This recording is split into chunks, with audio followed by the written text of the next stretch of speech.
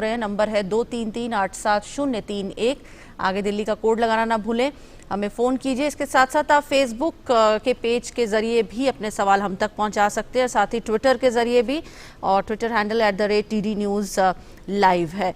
और मैं हूं ज्योतिका, और मेरे साथ चंडीगढ़ से मेरे सहयोगी अमृतपाल भी मेरे साथ जुड़ रहे हैं।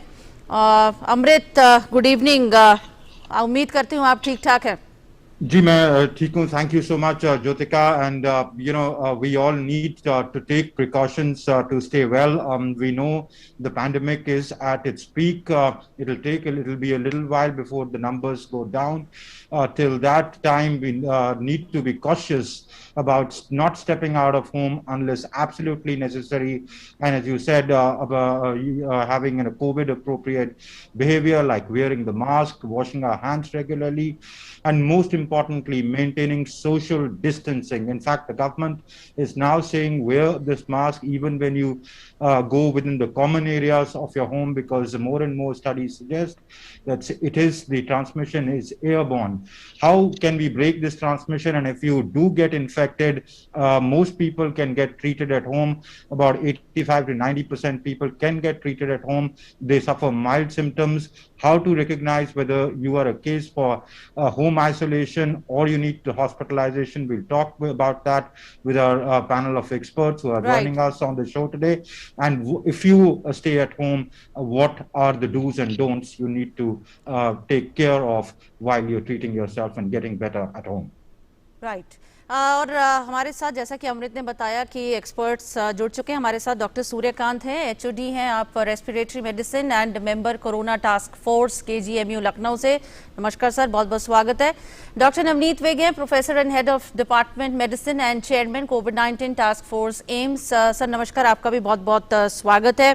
डॉक्टर नवनीत वेग, अगर मैं आप ही से शुरुआत करूं, जिस तरह से अमृतपाल कह रहे थे कि बहुत बड़ी संख्या, एक बहुत बड़ा परसेंटेज है लोगों का जो कोविड संक्रमित है, जो घर पर रहकर ही ठीक हो सकते हैं, अपना थोड़ा सा भी ख्याल रखें। लेकिन जिस तरह से हम पिछले 2 दिनों में देख रहे हैं, आंकड़ों में जिस तरह से जो कमी आ रही है कोविड संक्रमित मरीजों की, वो एक थोड़ी सी राहत भरी खबर है।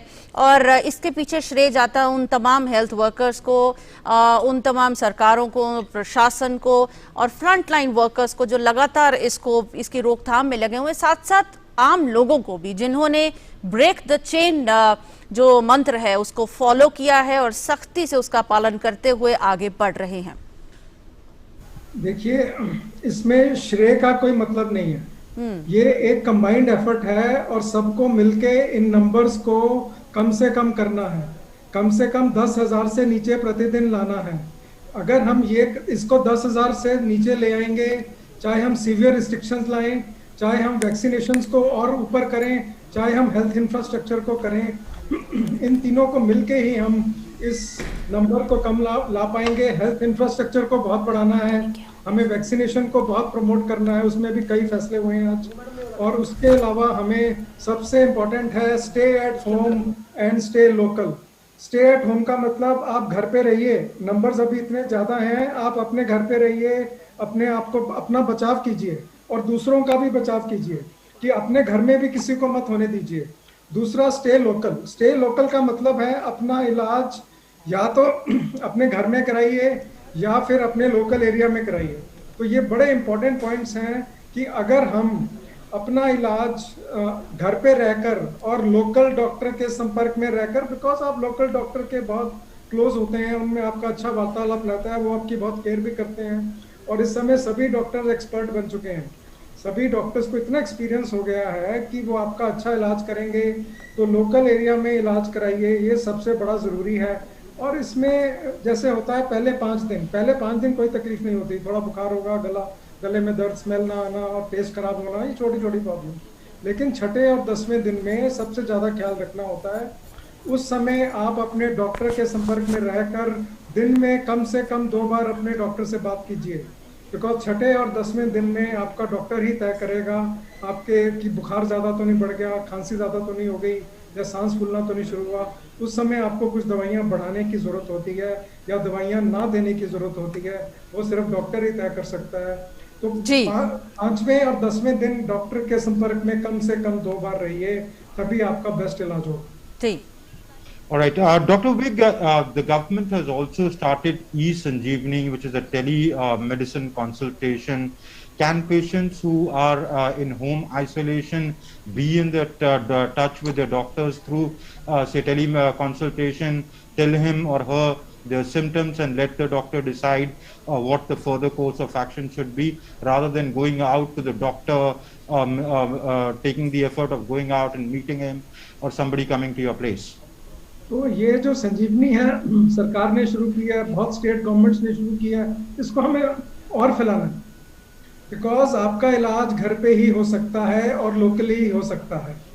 इसीलिए मैं बोल रहा हूँ कि आप जो भी टेलीमेडिसिन की फैसिलिटीज हैं उनको बढ़ाइए और अपना इलाज फोन पे ही कराइए, बिकॉज हॉस्पिटल में जाना अच्छा नहीं है।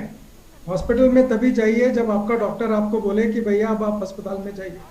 अस्पताल में बेड्स की कमी है, अभी हमारा हेल्थ इंफ्रास्ट्रक्चर, अभी जितने पेशेंट्स हैं उन्हीं को लेने में हमें बड़ी दिक्कत हो रही है। तो हमें घर पे ही इलाज करा के हम आपको 90% पेशेंट्स को हम घर पे ही इलाज करके ठीक कर सकते हैं। तो टेलीमेडिसिन को बढ़ाना है, ई संजीवनी है जो बहुत अच्छा इनिशिएटिव है, लेकिन जो लोकल टेलीमेडिसिन कंसल्टेशंस हैं वो भी बहुत इंपॉर्टेंट है। तो हर जहाँ पे नंबर ज़्यादा है वहाँ टेलीमेडिसिन की फैसिलिटीज़ बहुत बढ़ा दो। और मैं तो कह रहा हूँ यही एक मौका है कि हम अपना हेल्थ इंफ्रास्ट्रक्चर को इतना बढ़िया कर दें और टेलीमेडिसिन को इतना बड़ा कर दें ताकि आगे हमेशा के लिए, आज के लिए नहीं, हमेशा हमेशा के लिए हम इसको बहुत बढ़िया कर दें। देखिए अब डिस्ट्रिक्ट में क्या होता है, अब ये गेम तो सारी डिस्ट्रिक्ट या सब डिस्ट्रिक्ट या गांव की है या पीएचसी की है या सीएचसी है या डिस्ट्रिक्ट अस्पताल या डिस्ट्रिक्ट एडमिनिस्ट्रेशन की है। मेरे पास कितने ऑक्सीजन बेड हैं, मेरे पास कितने वेंटिलेटर बेड हैं अपने डिस्ट्रिक्ट में, प्राइवेट और पब्लिक दोनों को मिला के कितने बेड्स हैं, और जिस मरीज को जरूरत है उसी को भर्ती करना है, बिना जरूरत के किसी मरीज को भर्ती नहीं करना है। ये सरकार का भी आग्रह है, सभी सेंटर ने, स्टेट ने क्लियर गाइडलाइंस दी हैं, और जिनको डिस्चार्ज करना है वो भी क्लियर कट है। ज्यादा देर अस्पताल में मत रहिए और जल्दी भी अस्पताल में मत जाइए। ये आपको टेलीमेडिसिन भी हेल्प करेगा, आपको अस्पताल में कब जाना है और आपको कैसे ही घर पे इलाज कराना है, तो बहुत जरूरी है। जी डॉक्टर सूर्यकांत, आपके पास आएंगे। हम लगातार अपने ग्राफिक्स के जरिए ये कोशिश कर रहे हैं, अपने प्रोग्राम्स के जरिए, कि किस तरह से जो होम आइसोलेशन में अपना ध्यान रख सकते हैं लोग, और क्या सिम्टम्स ऐसे होते हैं होम आइसोलेशन में रहते वक्त जिनको महसूस करने के बाद आप अपने डॉक्टरी सलाह पर अस्पताल का रुख कर सकते हैं। लेकिन आपके नज़रिए से भी समझना चाहेंगे ताकि हमारे दर्शक और बेहतर तरीके से समझ पाए, वो कौन सी ऐसी घड़ी है जब अस्पताल का रुख करना अनिवार्य हो जाता है? देखिए, अगर हम सही समय पे इलाज शुरू करते हैं तो मैं आपको बताऊं 99% गारंटी है कि आपको अस्पताल नहीं जाना पड़ेगा। जी। और ईश्वर से प्रार्थना करिए कि आपका उपचार घर में ही हो जाए, आपको अस्पताल ना जाना पड़े। अस्पताल जाना एक दुधारू तलवार है, दो धार की तलवार। आपको बता दूं, घर में रहिए, पल्स ऑक्सीमीटर का इस्तेमाल करिए खुद, और मैजिक नंबर 2 याद रखिए, 94 और 90। आप सोचिए कि जब आप 94 के नीचे ऑक्सीजन आपकी गिरती है तो आप जो आपका प्रोटोकॉल का इलाज चल रहा है उसके साथ साथ आप 24 घंटे में 16 घंटे पेट के बल लेटिए। पेट के बल लेटने में एक ही प्रॉब्लम है, खाने के तुरंत बाद नहीं लेटना है, 1-2 घंटे आराम करना है सीधे, उसके बाद आप पेट के बल भी लेट सकते हैं। पेट के बल आप थोड़ा सा प्रॉब्लम हो रही है, कंफर्टेबल नहीं फील कर रहे हैं, तो आप दाईं करवट या बाईं करवट भी लेट सकते हैं। मतलब जैसे नॉर्मल आप पीठ के बल लेटते हैं वो करीब 8 घंटा 7-8 घंटा बिताइए, और बाकी आप 16 घंटे जो हैं वो पेट के बल बिताइए। इससे बढ़ती है आपकी ऑक्सीजन। तो 94 से जब ऑक्सीजन गिरने लगे तो वैसा हर प्रयास करना है घर के अंदर जिसके आपकी ऑक्सीजन बढ़ती रहे। नंबर 1 बात, ऑक्सीजन केवल सिलेंडर से नहीं बढ़ती, ऑक्सीजन केवल अस्पताल में भर्ती होने से नहीं बढ़ती। मैं आपको बता दूं, आप घर के अंदर भी ऑक्सीजन बढ़ा सकते हैं। सिर्फ पेट के बल ही नहीं, आप ऑक्सीजन पॉजिटिव एटीट्यूड से बढ़ा सकते हैं। घर के अंदर एक एक्टिव माहौल हो, एक कोऑपरेटिव माहौल हो, एक पॉजिटिव एटीट्यूड माहौल हो, सपोर्टिव माहौल हो, उससे भी बढ़ा सकते हैं। अब देखिए, होम आइसोलेशन में जरूर करना है, लेकिन आइसोलेशन वाले को अलोन नहीं करना है, एकांतवास करना है, अकेलापन नहीं उसको देना है। मतलब क्या हुआ? मतलब ये हुआ कि घर के परिवार के सदस्यों की उसकी कनेक्टिविटी बनाए रखिए, कम्युनिकेशन बनाए रखिए, उसका मनोरंजन करते रहिए। अरे भाई, उसको पौष्टिक भोजन दे रहे हो, लेकिन कभी कभी उससे पूछ लीजिए कि भैया खाने में तुम्हें क्या अच्छा लगता है, या आपको घर को पसंद है, अब मान लो उनको खीर पसंद है तो दे दीजिए खीर, क्या दिक्कत है भाई, वो थोड़ा खुश हो जाएंगे। उनको अच्छा लगता है आलू का पराठा, तो एक आलू का पराठा भी दे दीजिए। कहीं नहीं है कि आप तो आलू का पराठा खाइए और उनको अंकुरित दीजिए, दलिया दीजिए, खिचड़ी दीजिए, नींबू पानी दीजिए, फल दीजिए। अरे हमेशा दिन भर यही थोड़ी करते रहेंगे। उनके मन का थोड़ा भोजन का भी ख्याल रखिए, एक बात। दूसरी बात, आपने पूछा कब अस्पताल जाएं। बिल्कुल मैं डॉक्टर अजीत बेग की बात से बिल्कुल सहमत हूं कि देखिए अस्पताल जरूरी नहीं, अस्पताल मजबूरी है जी। अस्पताल को चॉइस मत मान लीजिए। पहले दिमाग में बोले मैं बीमार पड़ गया हूं, अब मेरी ऑक्सीजन गिरेगी, अब मैं अस्पताल जाऊंगा और फिर पता नहीं क्या होगा, जाने में ठीक होगा कि ये सब दिमाग मत लाइए, इससे ऑक्सीजन गिरती है। तो ध्यान रखिए, ऐसे विचार मन में लाएंगे तो ऑक्सीजन आपकी गिरेगी।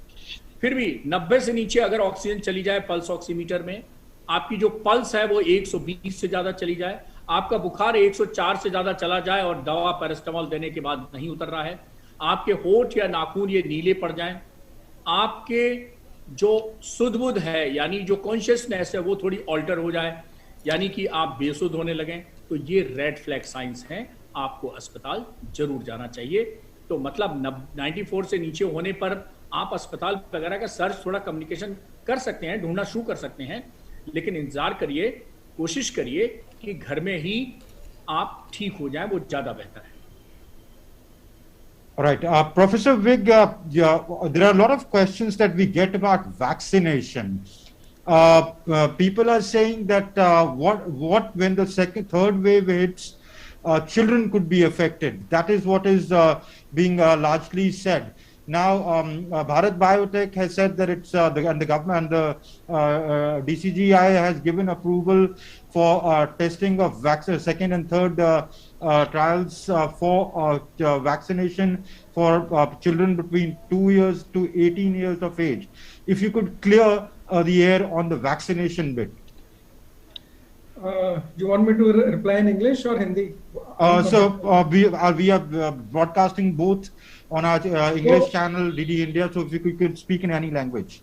So vaccine safe है, चाहे आप कोवैक्सीन लीजिए चाहे आप कोविशील्ड लीजिए, ये सेफ है। अब जहां तक बच्चों का सवाल है, ये वैक्सीन भी बच्चों में सेफ होगी।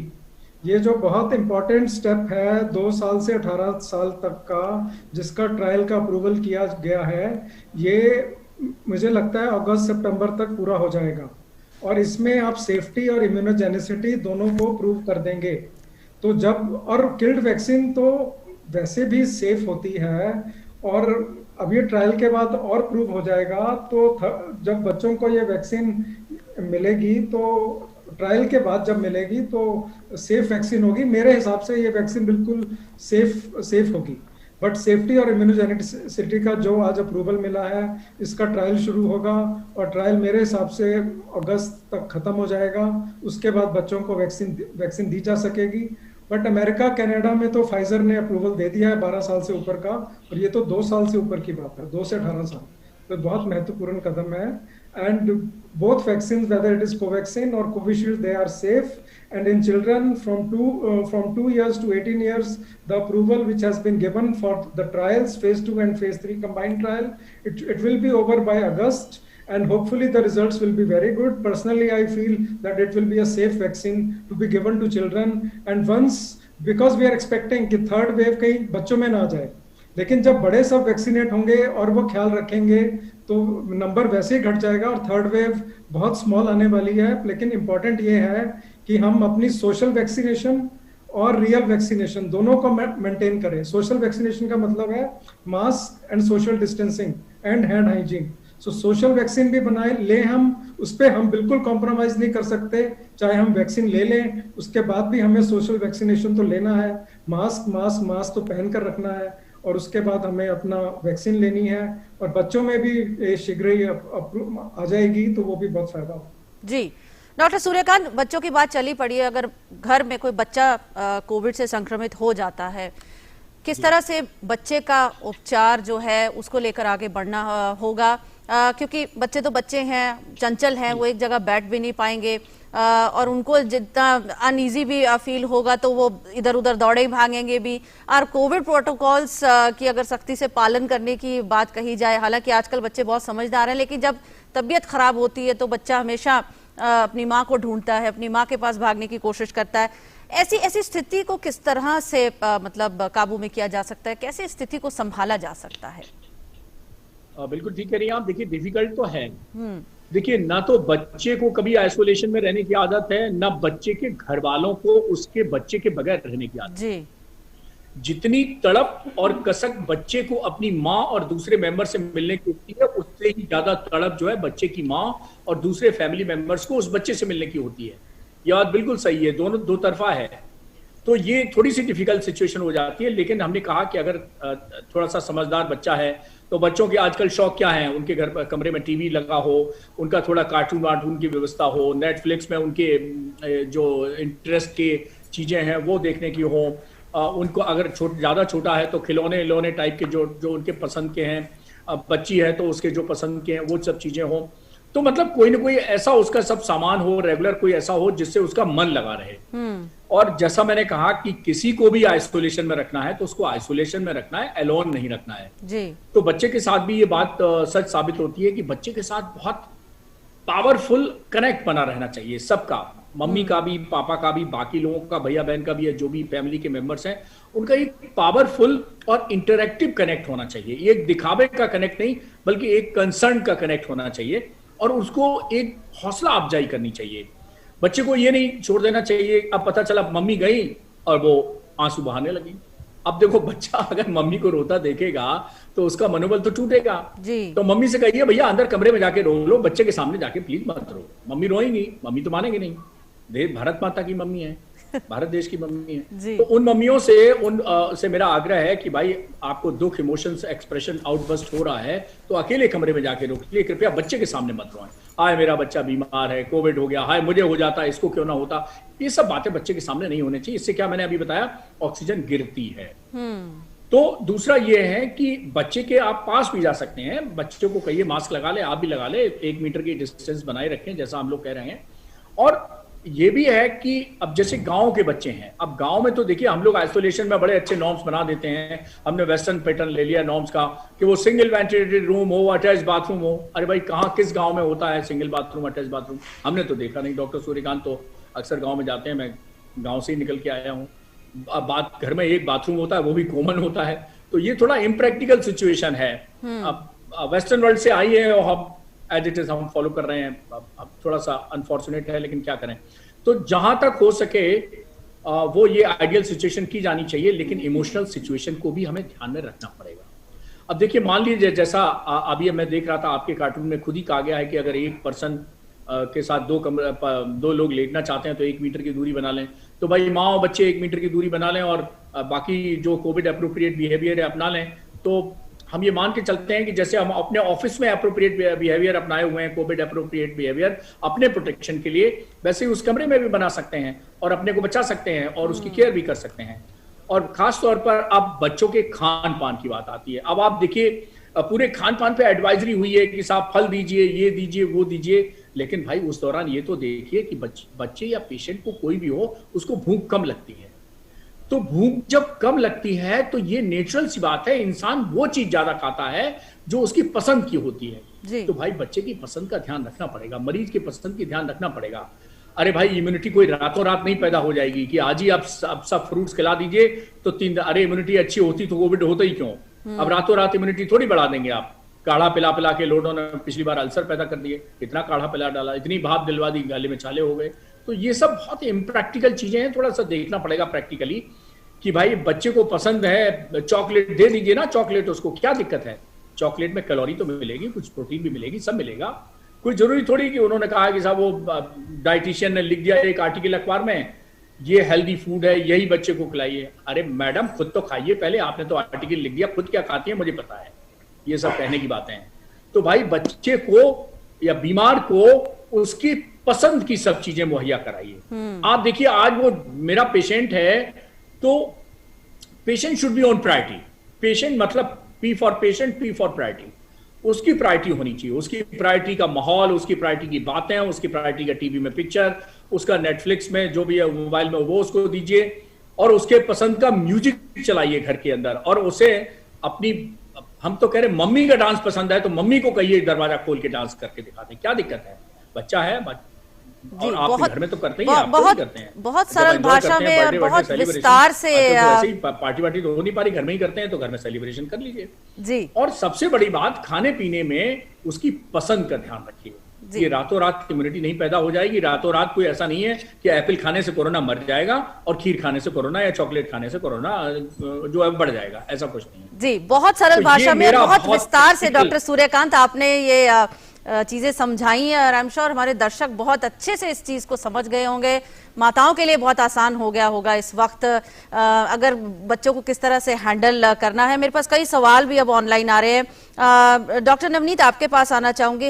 अमृत ने जिस तरह से अभी डिस्कस किया था, कोविशील्ड वैक्सीन का जो अंतराल है 6 से 8 हफ्ते की बजाय अब 8 से 12 कर दिया गया।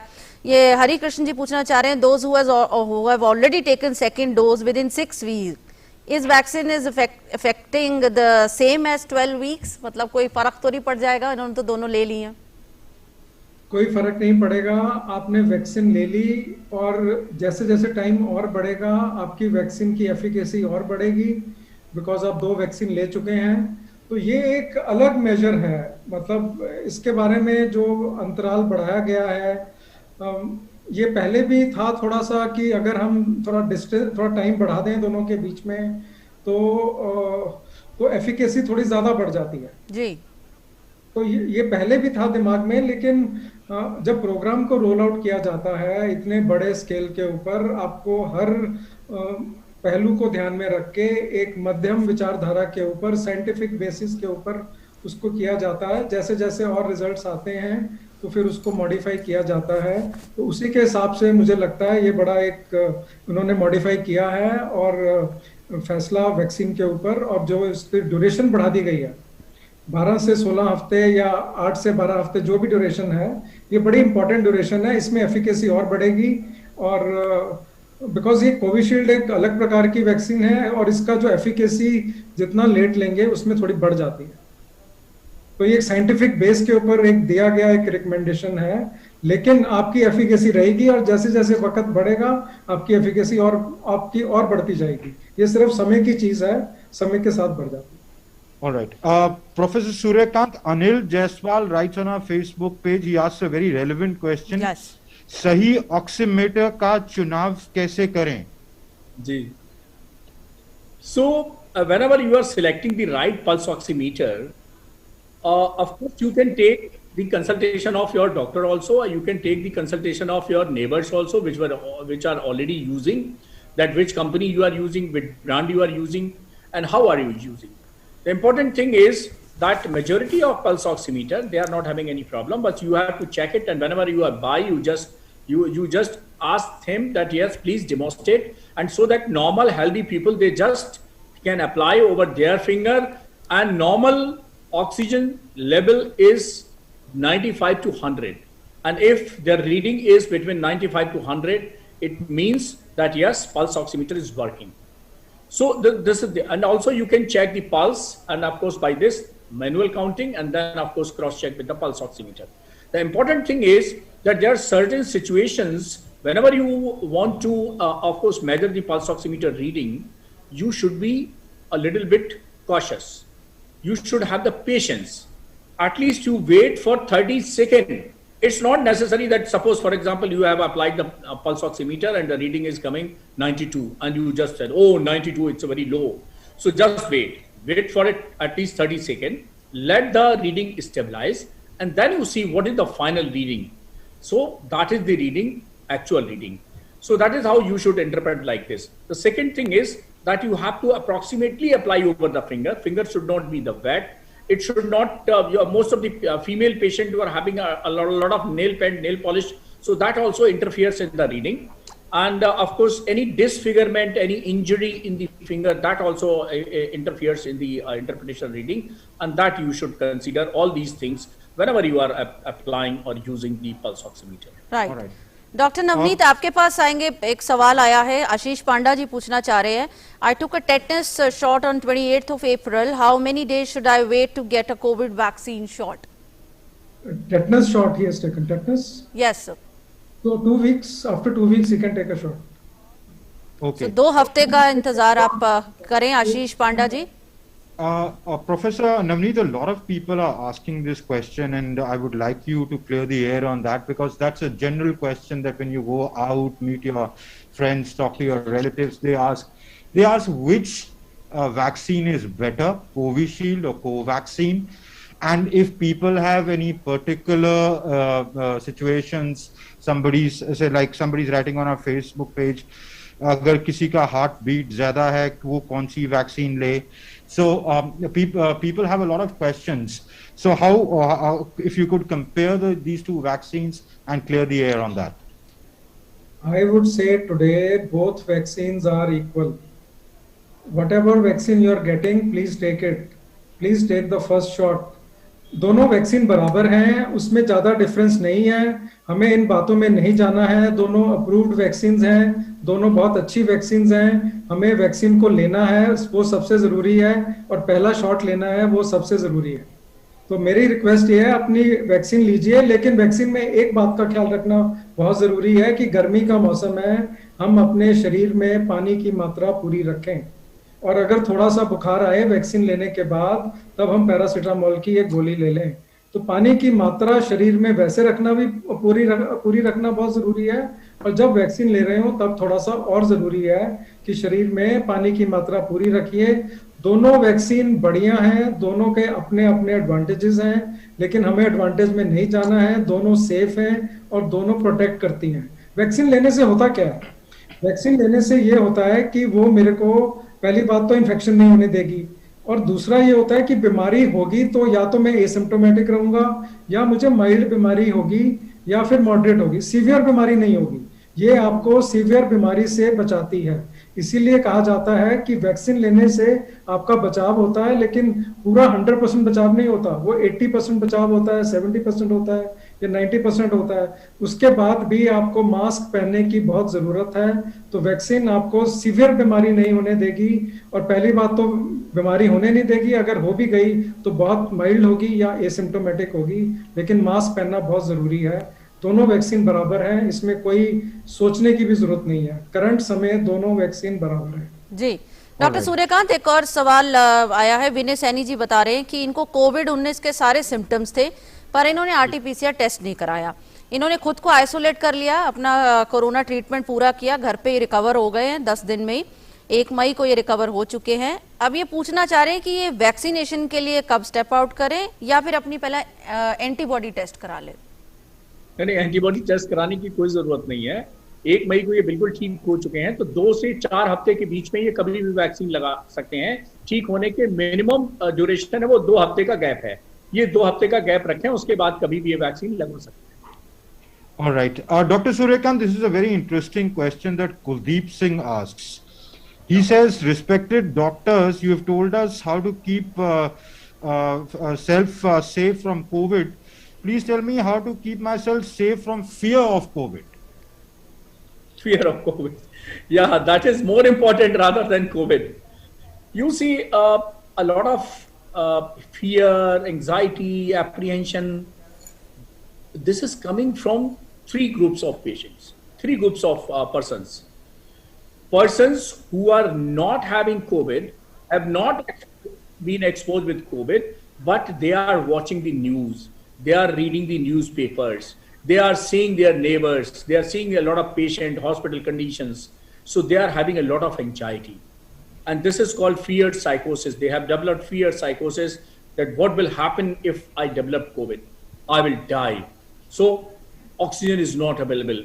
And if I developed COVID and the oxygen is not available, then probably what will happen? So such kind of things they are coming in mind. The second group is the real COVID patient who have developed the COVID, and now they are, of course, analyzing their fate. What will happen? Will I have the mild COVID and, of course, recovered within a week or so? And should I have the, will I have the, of course, the moderate or severe COVID? I will be hospitalized and I will be requiring ventilator. I will be requiring high pressure oxygen and so many things, injections, blah, blah, blah. And third category is called the post-COVID sequelae or post-COVID syndrome or long COVID. These are the patients who developed COVID, who recovered from COVID, but is still having fear. My God, this is my second life. I would have died, probably God have saved, thanks to God.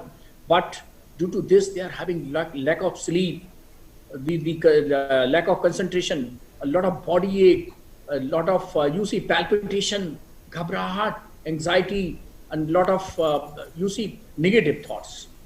So such type of scenario is, of course, in all three types of persons. Those who don't have the COVID, but they are having fear of COVID. Those who have COVID, and during the COVID they are having, and during the post-COVID also. So all three types of, and at this time, we have to relax. We should think of the scenario that in India, the second wave, what is the characteristic of this second wave? The characteristic of this second wave is infectivity is very high. So that's why you are having a very rampant cases in the last month also, and nowadays also. But mortality is only 1%. So message is very loud and clear that this time COVID is giving guarantee to you that 99% chances are that you will not die. So that is the best assurance. But this type of assurance you cannot take from any disease. What do you think of cancer? Mortality is almost, of course, more than 90%. What do you think of TB? Mortality is more than 15%. What do you think of pneumonia? Mortality is more than 30-40%. What do you think of other diseases? So many diseases, there are a lot of significant mortality. What you should consider that don't fear about the COVID, mortality is only 1%. So this is the guarantee which the COVID is giving that although I will come, although I can infect you, but I'm providing the guarantee that of course 99% you will be all right by home isolation, by simple treatment, or by hospitalization, some high pressure oxygen, or sometimes you are going for a day or so on the ventilator, maybe non-invasive ventilation, maybe invasive ventilation. So that is the scenario. So I think such kind of analysis, that kind of messages should be given by the DD News, and of course this message by this of course seeing this message, people will have the calm, some coolness, relaxedness. So, and of course, you should think of that your family is with you, your doctors with you, your hospital with you, the government is with you, everybody is caring. Your prime minister is caring everybody. He's working like a guardian of 135 crore family. What else you want? You're getting a great political patronage from our beloved prime minister. What kind of assurance you want? DD News is daily organizing doctors' speech program. Every doctor is giving you assurance that don't worry, don't have the fear. So just remember, it is the 99% guarantee that you will remain all right. Don't get the fear. Don't have the fear for psychosis. And if still you have, consult your psychiatrist, consult your psychotherapist, some kind of counseling, do some yoga and meditation, talk to your friends and colleagues and peer groups and of course family members. And of course, this fear psychosis will go up. Doctor साहब, आपके शानदार जवाब के लिए कुलदीप सिंह जी ने आपको धन्यवाद भी भेजा है। उन्होंने ये भी कहा है कि आप जिस तरह से विस्तार से हर चीज को एक आम आदमी की भाषा में समझा रहे हैं वो बहुत खुश है, और साथ ही साथ उन्होंने डीडी न्यूज का भी धन्यवाद किया है कि हम इस तरह के कार्यक्रम चला रहे हैं। एक छोटा सा ब्रेक ले लेते हैं, फौरन अभी हाजिर होंगे और हमारी इस चर्चा को इसी तरह से जारी रखेंगे।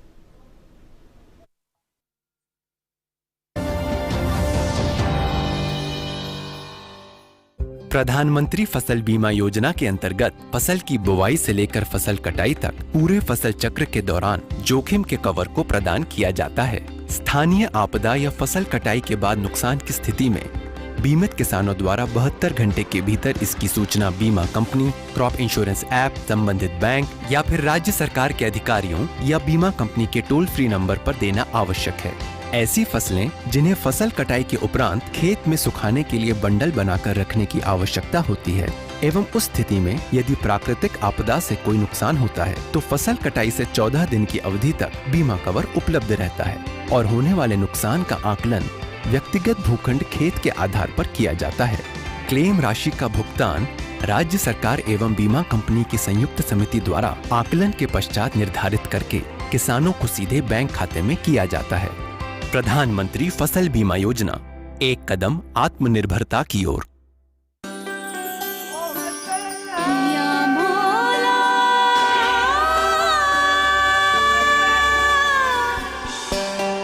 हर त्योहार अमूल दूध पीता है इंडिया। माँ कब आएगा? अभी आएगा। अरे बोलो ना माँ, कब आएगा? बोला ना, अभी आ जाएगा। ये ले, आ गया कुआं। अरे कुआं नहीं माँ, हमारे घर नल से जल कब आएगा? नल से जल? अरे गुड्डी, बहुत जल्दी आएगा पानी। जल जीवन मिशन आ चुका है। हम 1 कदम उठाएंगे तो सरकार 10 कदम उठाएगी। सच? तुम्हारे मुंह में घी शक्कर। घी शक्कर नहीं माँ, स्वच्छ जल। 2024 तक देश के सभी 19 करोड़ घरों में पहुंचेगा पीने का साफ पानी। अब होगा हर घर जल। जल जीवन मिशन, जल शक्ति मंत्रालय, भारत सरकार। क्या शर्मा रहा है? दांत खाज खुजली है, हमें भी होती है। जालिम लोशन मुझे दादी ने दिया और बोली चर्म रोगों पर पड़े भारी। जालिम लोशन है पुराना खिलाड़ी, जो पुराना वही बेहतर है। जालिम lotion, fastest, trusted, tested, TDO से। जालिम लोशन। ब्रेक के बाद आपका स्वागत है। आप देख रहे हैं डॉक्टर स्पीक और आज डॉक्टर स्पीक में हम बात कर रहे हैं कि अगर आप खुदा न खास्ता कोविड से संक्रमित हो जाते हैं तो घर पर रहकर किस तरह से आप अपना उपचार कर सकते हैं, घर पर रहकर किन किन इम्पॉर्टेंट जो पॉइंट्स हैं उनका ध्यान रखा जा सकता है ताकि आपको अस्पताल जाने की ज़रूरत ना पड़े। और क्योंकि ये कहा जा रहा है कि एक बड़ा प्रतिशत लोगों का जो है वो घर पर रहकर भी ठीक हो रहे हैं। और इस शो को मेरे साथ मेरे सहयोगी अमृतपाल भी आगे बढ़ा रहे हैं और हमारे साथ हमारे 2 मेहमान जुड़े हुए हैं, डॉक्टर सूर्यकांत और डॉक्टर नवनीत विग भी। डॉक्टर नवनीत, हमारे कैमरामैन का एक अभी क्वेश्चन आया है ब्रेक में जब हम गए थे, वो पूछना चाह रहे हैं कि अगर एक व्यक्ति कोविड संक्रमित है, उसका ऑक्सीजन लेवल बिल्कुल ठीक है लेकिन उसकी पल्स बहुत ज्यादा आ रही है, 100 क्रॉस कर रही है, तो ऐसे में क्या करना चाहिए और किस तरह से देखभाल करनी चाहिए? नहीं, ये एक बड़ा स्पेसिफिक क्वेश्चन है और बड़ा इसका मतलब हर मरीज में अलग तरीके से देखा जाता है। तो ये भाई कितने दिन की बीमारी है? पहले 5 दिन की बीमारी है, 100 है और बुखार भी नहीं है, फिर तो कोई प्रॉब्लम नहीं है। लेकिन अगर वो 6ठे और 7वें 8वें दिन की बीमारी है, पल्स रेट बहुत ज़्यादा है और पेशेंट घबरा रहा है थोड़ा सा, तब हमें उसको अलग तरीके से सोचना है। तो ये आप अपने डॉक्टर पे छोड़िए, उस टाइम मुझसे बात करके उसको डिसाइड करने दीजिए कि कौन सा दिन है और कौन से और क्या सिम्टम्स हैं, उसके हिसाब पे। नहीं तो एक एंजाइटी का भी हो सकता है ये इशू, पर वो सबसे लास्ट में हमें उसको रखना होता है। जैसे पैनिक की बात की, भाई तो मन में है विश्वास, भाई अगर हम मन में विश्वास रखेंगे, घर पे रहेंगे और अपने लोकल डॉक्टर के संपर्क में रहेंगे, 2 बार बात करेंगे, तभी हम ठीक रह पाएंगे और फिर तभी हम टाइम पे अस्पताल भी जा पाएंगे और टाइम पे हम घर पे दवाई भी खा पाएंगे। तो आपको मन में विश्वास रखना है, अपने डॉक्टर पे विश्वास रखना है, घर पे रहना है, स्टे लोकल रहना है ताकि आपका हर चीज़ का इलाज हो जाए। तो ये सबसे ज़रूरी है और हमें घबराना नहीं है क्योंकि काफ़ी लोग मरीज घर पे ही ठीक हो जाएंगे। All right. Professor Suryakant, Devash Samanta has this question. He says he's completed 11 days of home isolation. Should he sanitize his room and can he mix with his other family members now? Yes. Ideally, of course, at the end of isolation, you must sanitize your room, of course. And then, of course, if you have completed the duration of isolation, you can mix with your family, no problem. The only thing is that you need not to have the repeat testing. Most of the people, what are they doing? They are having the repeat testing. The problem is that the DAD virus, they continue to shed even after the 2 weeks. So there is a lot of confusion. When people used to go and have the testing, virus are again present, then of course people get perplexed. What should I do? My report is still positive. So don't repeat the test if you are in home isolation. Repeat testing is only advisable in those patients who are in hospitalized and they are in ICU, because ICU is a space, ICU is a place for the most severe infected patient of the COVID-19, and they require a repeat testing only once. But otherwise, in home isolation, you don't require the testing. So don't get confused. Yes, you sanitize your room, and of course, you can mix your family members. Enjoy. You have won the battle against the COVID-19, and of course, celebrate it. This is the celebration time now. This is no tension, no apprehension, no post-COVID worry, anxiety, frustration. Don't go into the post-COVID syndrome, long COVID syndrome. This is the time of celebration. Enjoy the day. Ask the family members. I have won the battle with the support of you people. Thank you very much for emotionally and of course supporting by every means during this my isolation period. Now I am free, so you should look like a warrior that you have won the battle. So this is the time of celebration. Celebrate, enjoy, मस्त रहिए, खुश रहिए। जी, हमारे साथ एक collar जुड़े, मनीष कुमार जी है बिहार से। मनीष जी स्वागत है, पूछिए अपना सवाल। 3 दिन मुझे बुखार था, है ना। मनीष जी आप पहले अपने टीवी सेट की आवाज को म्यूट पे कीजिए प्लीज। जी जी जी जी, ताकि आपकी आवाज हमें क्लियर आए। पूछना था कि 3 दिन मुझे बुखार रहा जी, और उसके बाद सर्दी 3-4 दिन रहा, उसके बाद खांसी जी जी। तो मैं तो अपना टेस्ट नहीं कराया, 14 दिन होम आइसोलेशन में रहा हूँ, और जो दवा था प्रिस्क्राइब किया गया था, वो दवा मैं खाया हूँ और स्वस्थ हो गया हूँ। अच्छा जी, तो अब मैं वैक्सीन कितने दिनों के बाद ले सकता हूँ? अच्छा, आप हमारे साथ बने रहिएगा मनीष जी। डॉक्टर नवनीत आपके पास आते हैं। तो अब आपको 14 दिन हो गए, आपको कोई तकलीफ नहीं है, इसका मतलब आपको अगर कोविड था तो अब वो ठीक हो गया। जहां तक प्रश्न दूसरा है, वैक्सीन कब लगानी है, मुझे पता नहीं कि नई गाइडलाइन आई है कि नहीं आई है। तो अब वैक्सीन आप 3 महीने के बाद भी लगा सकते हैं, और आज कोविड हुआ तो मैं कोविड की 3 महीने के बाद वैक्सीन लगा सकता हूं, मुझे कोई जल्दी नहीं है वैक्सीन लगाने की। ये बहुत जरूरी है। और दूसरा, अगर आपको जैसे पहले अब एक बार तो कोविड हो चुका है आपको, अब एक वैक्सीन और लगाइए, और वो आप 3 महीने के बाद लगाएंगे तो बड़ा अच्छा उसका असर रहेगा और वो आपको ठीक रखेगा। Alright. तो ये 2 चीजें बड़ी इंपॉर्टेंट है। अब मैं आपको समझाना चाहता हूँ।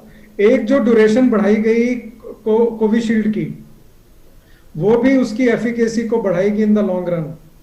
दूसरा, आपको एक बार कोविड हो चुका है तो दूसरी वैक्सीन कब लगानी है, वो भी बड़ा इंपॉर्टेंट क्वेश्चन है।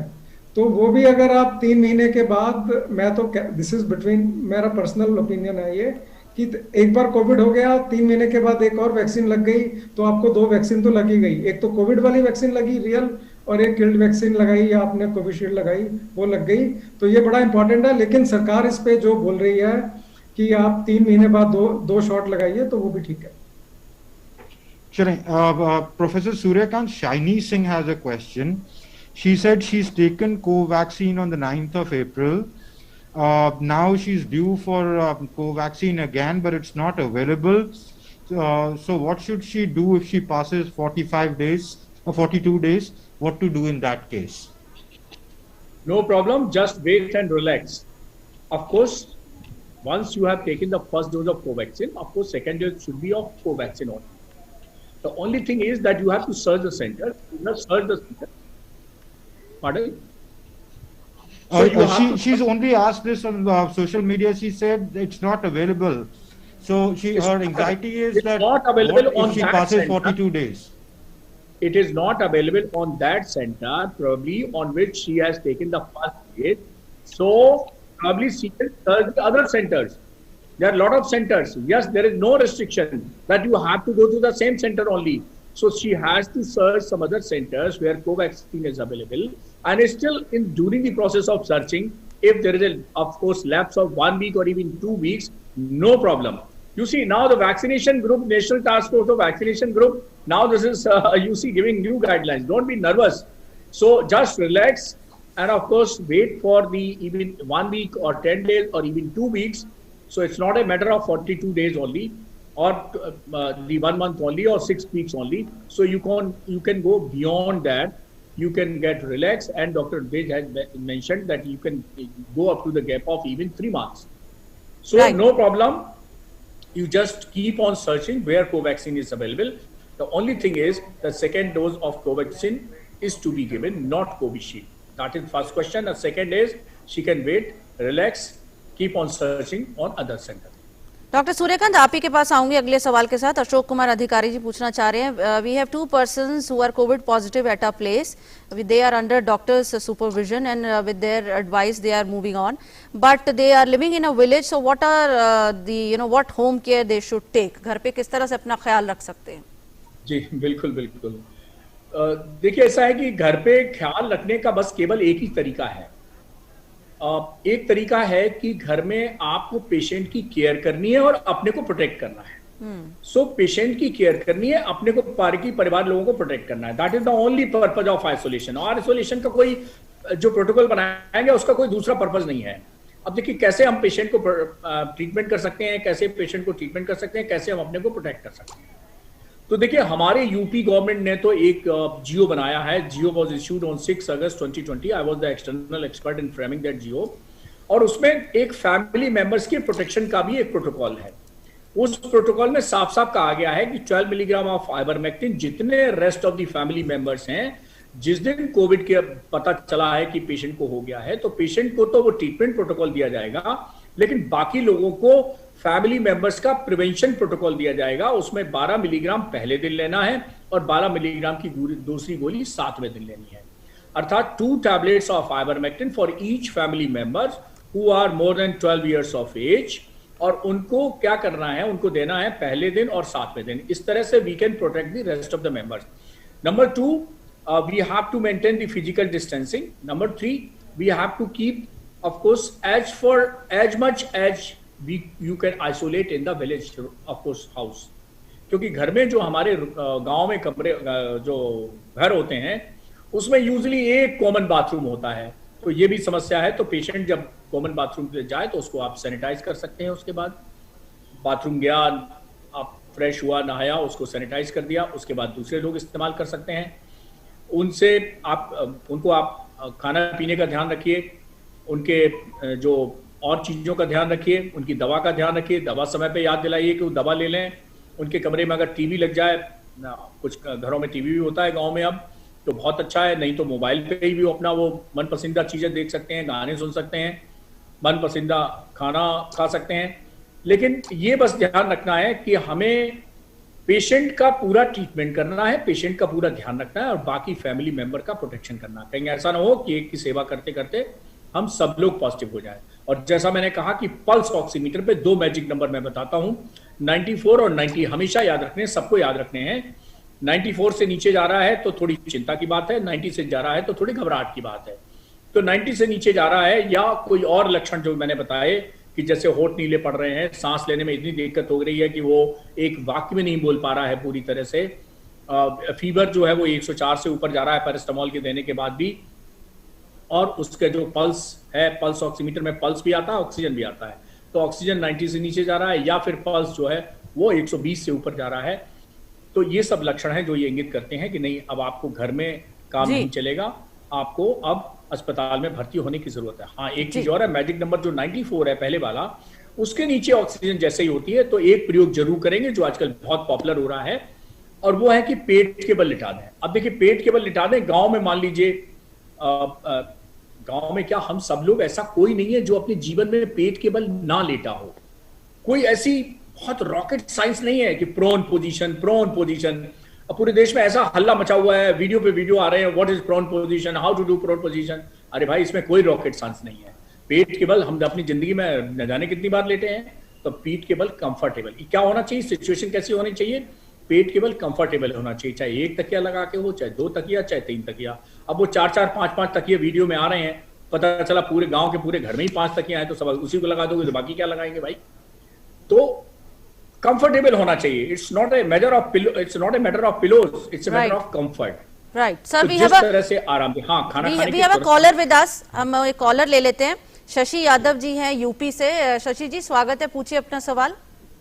जी, मैं एमपी मंडली जिला रायसेन से बोल रही हूँ जी। मैं ये पूछना चाह रही थी, जैसे बहुत से घरों में एक ही लेट बाथ है और मेंबर बहुत सारे हैं, और यदि कोई कोरोना संक्रमित है तो वो उसी लेट बाथ को वो भी यूज करेगा और बाकी के घर के लोग मेंबर भी वो भी यूज करेंगे, तो उनमें क्या सावधानी रखनी चाहिए, नहीं रखनी चाहिए? और रूम भी जैसे अलग अलग नहीं है, एक ही रूम में मान लो 2-3 लोग रह रहे हैं, तो उनको किस तरह से डील करना चाहिए, क्या सावधानी रखनी चाहिए और क्या उसकी व्यवस्था करनी चाहिए? जी, डॉक्टर नवनीत आपके पास आते हैं।